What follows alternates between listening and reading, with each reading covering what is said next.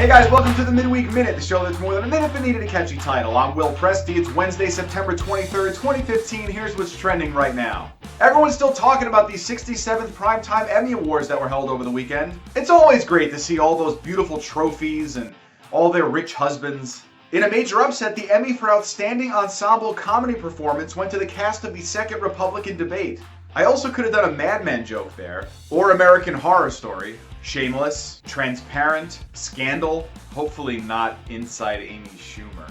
One of the highlights of the Emmys was the emotional acceptance speech by Orange is the New Black supporting actress Uzo Aduba. Even more exciting news for the show, earlier today it was announced that Orange is the New Black is Donald Trump's new campaign slogan.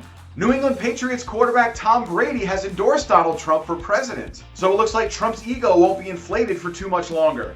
Well, the Pope's highly publicized U.S. tour got started this morning when he sat with President Obama at the White House. Obama said it was a great meeting between the holiest person on earth and the Pope. The first thing Pope Francis did once arriving in D.C. was appoint St. Peter head of White House gate security.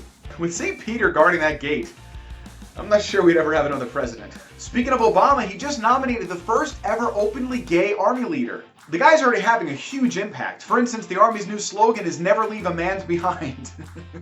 I ran that joke by two gay people and they both said it was okay. Alright, so if you're writing me a letter, put down the pen. Actually, if you're writing me a letter, buy a freaking laptop. It's 2015. In Montana, archaeologists discovered a new dinosaur that they described as a fat pony with horns. To which the dinosaur replied, "Dude, I'm right here." Johnson & Johnson has pulled their sponsorship of The View after the hosts made disparaging comments about nurses. Boy, as if that show didn't lack enough Johnson already. And finally, a new study says that your hair grows at twice the normal rate when you're falling in love at the beginning of a relationship. It's your body's way of preparing for you to be pulling it out for the remainder of the relationship. Whoa, check it out. Hey, big news! Once again, the new In Touch Weekly featured jokes from The Tonight Show with Jimmy Fallon, Jimmy Kimmel Live, The Soup, Late Night with Seth Meyers, and the Midweek Minute with Will Presti.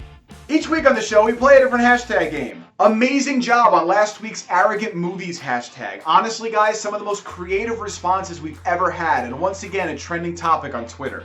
Well, as I mentioned earlier, Pope Francis is currently in the midst of his historic visit to the US, so this week's hashtag is If I Met the Pope. We want you to tell us some funny or interesting things that you would do if you met the man himself. Like take the world's greatest selfie, or have him call all of my Catholic high school teachers who told me I'd never amount to anything. Not me, by the way. Send your If I Met the Pope tweets to @Midweek Minute. We'll take the best ones, put them on next week's show. Hey, don't forget to download the hashtag Roundup app. It's free, it's easy to use, and it'll take your Twitter game to a whole new level. As always, be sure to like and subscribe to our videos right now. Follow us on Twitter at the handles listed below. Leave us some comments and feel free to write to us. We'll do our best to get back to you. For the Midweek Minute, I'm Will Presti. See you next week.